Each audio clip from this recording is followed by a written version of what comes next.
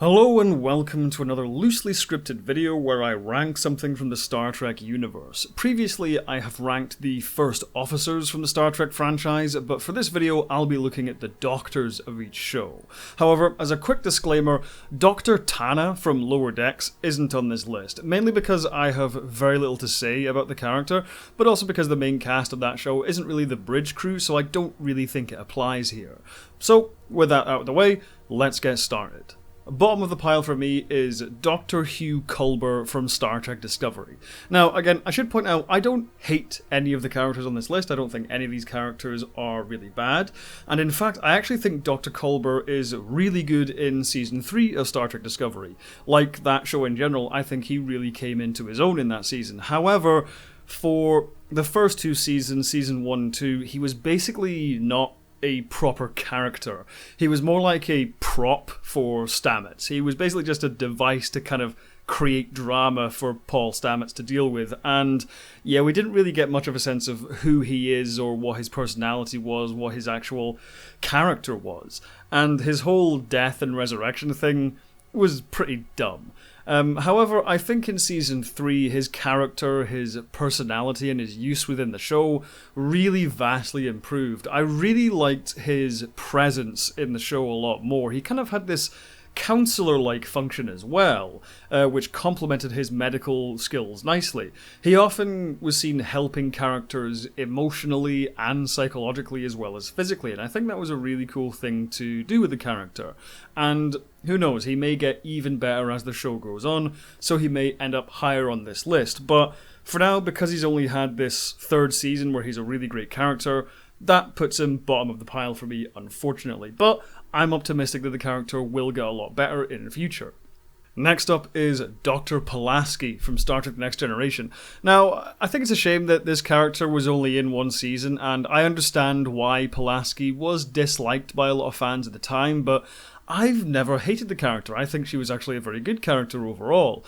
She had this welcome, cynical personality and this sort of down-to-earth approach to her medical practices. There's a great scene in one episode where she's trying to instruct one of her nurses how to build a splint, or what a splint even is, which I thought was quite a good contrast to the rest of the cast, who at the time were all under that Roddenberry edict of they weren't allowed to have any conflict with each other, so they were all a little bit perfect, all a little bit bland. So I think Pulaski's kind of grittier approach to things and her personality, I thought that was quite a welcome change, and I think it conjured a lot of quite good dialogue. And I think her arc with Data, where she grows to see him as a colleague and possibly a friend as well, after her initial kind of dismissive prejudice where she just saw him as, a device, I think that's really woven into Season 2 quite nicely. And I think her whole relationship with Data, I thought was just a very well written little B-plot that was going on throughout the year. And as I said, I think it's quite a shame that she was only in one season, because I actually think the character had a lot of potential. Above her, however, is Dr. Julian Bashir from Deep Space Nine. Now, I've made it no secret, I used to really dislike Bashir. I found his character way too thin, and I didn't think he was very charming, and even the writers have said that in the early years they didn't really know who this guy was for the longest time, and when I was researching for my Deep Space Nine retrospective, the material I could find in terms of like a character brief or a character breakdown, it was like 2 sentences. It was like barely anything there. However, he got a lot better as the show went on. Obviously, there was that great friendship that he developed with O'Brien, which was really endearing. And when his genetic engineering was revealed, that added a lot of much needed character depth. In terms of the character, he is much more three-dimensional than, say, Culber. However, Bashir's personality, it still doesn't quite click with me personally, and I think that if Culber improves as Discovery goes on, I might end up ranking Bashir at the bottom instead, but who knows. But Julian Bashir, I like him overall, but I don't love the guy.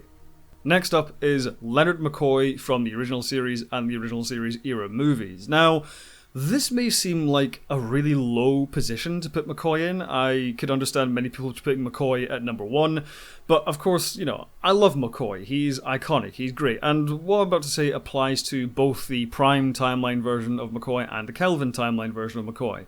I've always said that although the original series cast, they are very iconic, they actually don't get a hell of a lot of development. Kirk and Spock are the characters who get the most in terms of real character arcs and the most interesting material in the movies. Most of the movies are kind of all about those two. And while McCoy has some really fantastic dialogue throughout all the shows and the movies, and his chemistry with Spock and Kirk is always entertaining, however, the closest we ever really come to understanding who Dr. McCoy is as a person was really in Star Trek V, in that quick vision where we flash back to his father and the whole euthanasia thing. But aside from that, we really don't get that much. And yeah, Dr. McCoy's kind of a reverse or an inverse of my feelings toward Bashir. While Bashir is a character with a lot of depth, with a personality I don't really click with, McCoy is a comparatively thin character, but with a really enjoyable screen presence, and that's what made him really beloved. But I don't really think, as a character, there's all that much there in terms of, what we've seen in the TV show and the movies. But we love him, he's a great character. Which is why above him I have ranked Dr. Beverly Crusher from The Next Generation. Now, as much as I like Dr. Pulaski, Dr. Crusher is the more well-rounded character. After my latest rewatch, I actually liked the character a lot more than I previously did. Now, like all of the TNG cast, she took a while to get good stuff, but from Season 3 onwards, she had some great episodes. And yes, Sub Rosa from Season 7 is just god-awful, just bafflingly bad. But she has some other great episodes like Remember Me and Suspicion. Those are great episodes. And as I said in my Next Generation retrospective, I really liked that Dr. Crusher had this kind of outsider perspective. She had quite a unique perspective that she wasn't on the bridge. She wasn't really part of the people, piloting the ship. She wasn't in the engineering crew. She wasn't on the command staff and so on.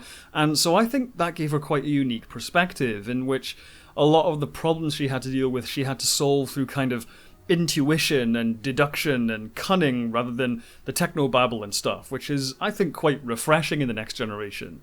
And I think her entire relationship with Picard, that was pretty much solid from the start. It's this really good tragic tale of two people who clearly love each other and are attracted to each other, but they just can't be together because of this emotional baggage with Beverly's, late husband and everything like that. And I think that really, really works in the show. I think that's, one of the few times The Next Generation is, really properly emotional, even from the very beginning.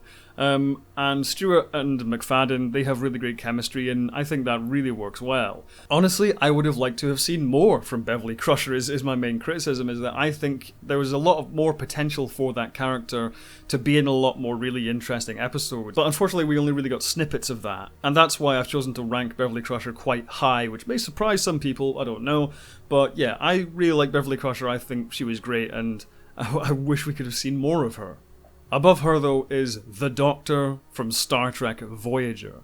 Now, something I really like about the Doctor as a character is that he's kind of the reverse of Data. We've seen stories of artificial life forms who were trying to be more human before, or sort of grappling with their sentience before, and whereas Data was unemotional and he was trying to be more human, and the crew was always advocating for his sentience and his rights, the Doctor, on the other hand, was never unemotional, and he displayed a very memorable, distinct personality from the very beginning, and he seemed very human from the start, and he often had to fight to be treated the same as the rest of the crew. I think it's kind of refreshing in contrast to Data, to see that most of the Voyager crew for, many of the early years still saw him as just a device. He was just a hologram. He was just a holographic program. They just thought of him as like another tool for the ship.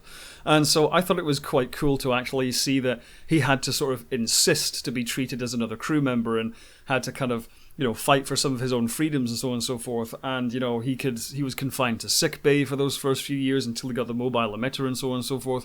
And I think that arc through Voyager is really nice to watch. I think it's really wonderful to watch the Doctor expand his horizons over the course of the show, and he really relishes life's little pleasures. He really kind of gets into his music and storytelling and writing and all that kind of stuff, and I think that's really cool. And Robert Picardo, he's just effortlessly likable, I think. He really finds the great balance between that kind of McCoy curmudgeon kind of presence, but he's also kind of displays this warmth and this empathy, which is kind of like Beverly Crusher, but Picardo gives the character his own unique personality and charm, which I think is really cool. Most of the Doctor-centric episodes as well were loads of fun. There's Tinker, Tenor, Soldier, Spy, and Body and Soul. And I also think, those episodes as examples, I think, shows, the writers using his status as a holographic life form. They use the mechanics of that technology in some really creative ways, which I think make Doctor-centric episodes, very creative and very inventive and very fun. And yeah, I just think the Doctor is an all-around really terrific character. But process of elimination, you probably figured this out by now. Number one, in my opinion, is Dr. Phlox from Star Trek Enterprise. I love Dr. Phlox, and after my latest Enterprise rewatch, he's easily one of the best characters in Star Trek in my opinion. John Billingsley is simply delightful to watch. Phlox is just so quirky and fun, and with that relentlessly chipper personality and that, huge smile that he does, it's just magnetic to watch. You always gravitate towards him in scenes. It's really fantastic. But what I love most about Dr. Phlox is his alien perspective, and I mean truly alien. This is before the Federation, where most of the member worlds kind of have this sort of set core of moral values that they can all agree on, and this is before that. So I think what's really cool is that Dr. Phlox has actually not had that much contact with humans before the show starts, and there's no Federation, and so there's kind of a different moral code that he has compared to the rest of the crew. And I think it's really interesting that Denoblians as a people, they use genetic engineering and they grow simulants and they have multiple wives and so on and so forth. And I think this naturally created this sense of learning between the characters in a lot of scenes. Phlox could be a very surprising character sometimes when his moral perspective didn't align with the Enterprise crew. And I think Dear Doctor from Season 1 is one of the best Enterprise episodes in general. It's a really brilliant showcase of what the Phlox character can be used for, and there's this really fantastic exploration of the moral themes of getting involved in another culture, and that's sort of like the beginnings of the Prime Directive. But by having these two contrasting moral philosophies of, Dr. Phlox and his Denoblian perspective and Archer and the human perspective and so on and so forth, kind of going back and forth between those and then having them come together at the end, I thought that was a really, really great episode. So I think while Enterprise may have taken a while to hit its stride, Dr. Phlox, I think, was just great from the very start, and in my opinion is the best Doctor character in Star Trek. You may agree, you may disagree, but let me know in the comments below. Thank you for watching. If you like these videos, subscribe and hit the bell icon to stay up to date on my new uploads. If you want to help the channel grow, join my patrons or my YouTube members, where you can see videos early as well as some other exclusive content. Speaking of which, I'd like to quickly thank all of my patrons and members who are now appearing on screen. Have a good one, and as always, live long and prosper.